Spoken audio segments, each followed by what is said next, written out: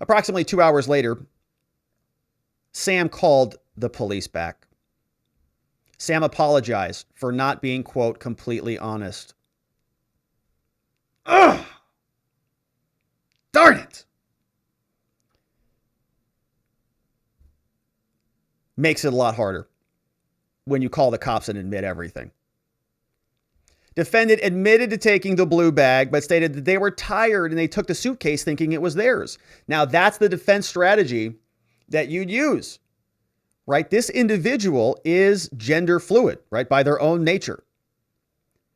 And so you can imagine a situation where an individual who is dynamic in gender thinks that they've got one, they're in one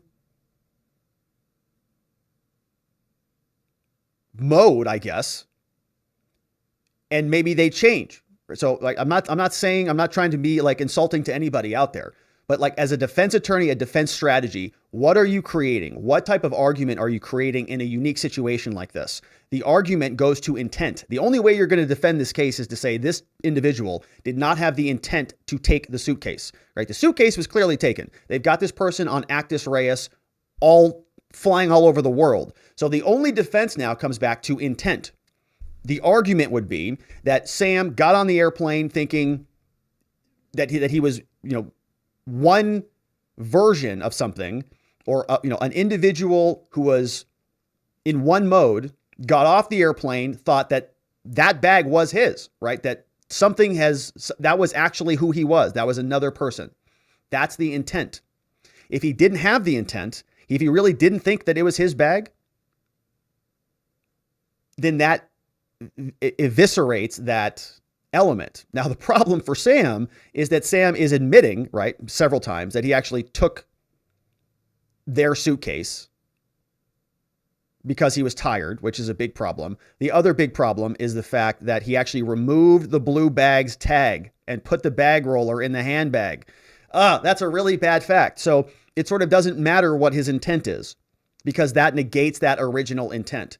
You could say, yeah, I was confused.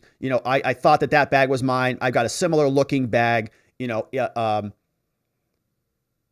sort of matches the gender identity of the individual, right? That's, I guess, what I'm trying to say is you can get on, depending on your fluidity and how fluid you are. And I don't know how quickly this stuff changes or, whatever it is, but you can imagine a person who is confused, right? People make mistakes. People accidentally do take other people's bags all the time. People's bags look like they're black, and if they're all black bags, it's a black bag. You pick a bag up, check the label. It's not mine. Problem here is he checked the label and it wasn't his or theirs, right? It wasn't their bag. And so now that sort of negates that intent element. So yeah, it's going to be a tough case. Not going to be an easy one. Now, that's a good reminder, as a general rule. Rule number 1 of the 1, 2, 3 rule, I don't answer those questions. If a cop calls you and says, hey, did you take anything that didn't belong to you? You say, I don't answer those questions. Who the heck is this? Why are you calling me? And you definitely don't call them back and say, hey, guess what? I'm guilty of everything. Call a lawyer first. Okay, Sam screwed up. You should call a lawyer first. R&R Law Group, available online, rrlawaz.com, helping good people charged with crimes in the state of Arizona find safety, clarity, and hope. Yeah, and on locals, JC says, I don't even answer the phone. So that's even a better defense. Also good defense.